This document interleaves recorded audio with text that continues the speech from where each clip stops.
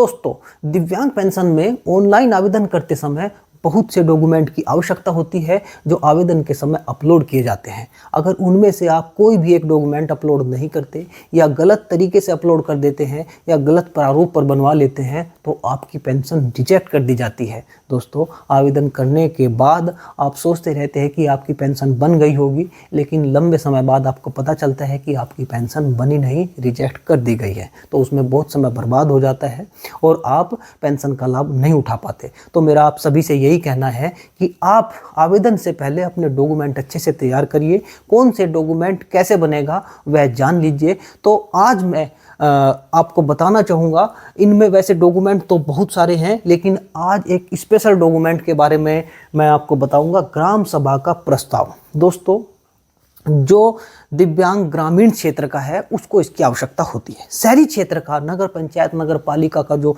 दिव्यांग है उसको इसकी आवश्यकता नहीं होती। जो दिव्यांग गांव का है उसको इसकी आवश्यकता होती है। यहाँ ब्रैकेट में लिखा है, अगर दिव्यांग ग्रामीण क्षेत्र का है तो उसको इसकी आवश्यकता होती है। ग्राम सभा का प्रस्ताव उसको बनवाना पड़ता है। हम देख लेते हैं ग्राम सभा का प्रस्ताव कैसे दिखता है। आप इसको देख सकते हैं, इसको आप जूम करके देख सकते हैं। ऊपर इसमें लिखा होता है कार्यवाहियों का रूप पर पत्र, इस तरीके से होता है ये, और इसमें यह लिखा होता है ऐसे, इस तरीके से।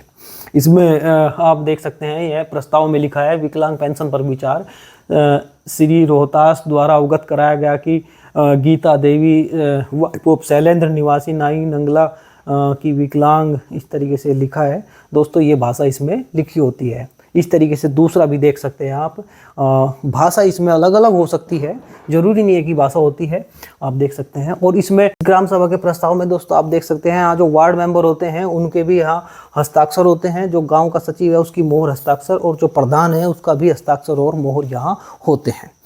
अब यह ग्राम सभा का प्रस्ताव कैसे बनेगा, इसके ऊपर हम चर्चा करते हैं। दोस्तों, गांव सभा में जो गांव की जनता है, वार्ड मेंबर है, ग्राम प्रधान और सचिव सभी सम्मिलित होते हैं, और वर्ष में 2 बार होना इसका मीटिंग का अनिवार्य होता है। विशेष परिस्थितियों में अधिक बार भी हो सकती है। और इसमें गाँव में पेंशन के मामले, आवास के मामले, जितने भी मामले होते हैं उन पर चर्चा की जाती है।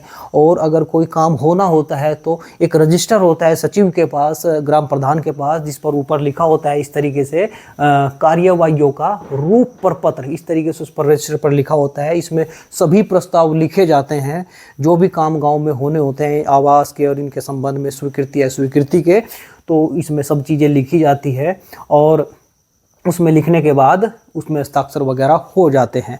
तो अगर कोई दिव्यांग है उसको यह प्रस्ताव बनवाना है तो ग्राम सभा की मीटिंग में उसको जाना होगा। यह समय समय पर होती रहती है। तो दिव्यांग को सचिव से या ग्राम प्रधान से मिलकर उन्हें बताना होगा कि मुझे प्रस्ताव की आवश्यकता होती है। वैसे जो गांव में जितने भी दिव्यांग होते हैं, 18 वर्ष से ऊपर के होते हैं, उनके सभी के प्रस्ताव ऐसी सभाओं में पारित कर दिए जाते हैं। अगर कोई दिव्यांग है उसको बुला लिया जाता है कि आप दिव्यांग हो और आपकी जो है पेंशन के लिए आपको स्वीकृति दी जाती है। तो अगर कोई पात्र दिव्यांग होता है, वह सभी शर्तें पूरी करता है, गरीबी रेखा के नीचे होता है, 40,000 का दायरा होता है उसकी वर्ष भर का, तो ऐसे जितने भी पात्र दिव्यांग होते हैं उसका दिव्यांग प्रमाण पत्र होता है, वह पात्रता की श्रेणी में आता है।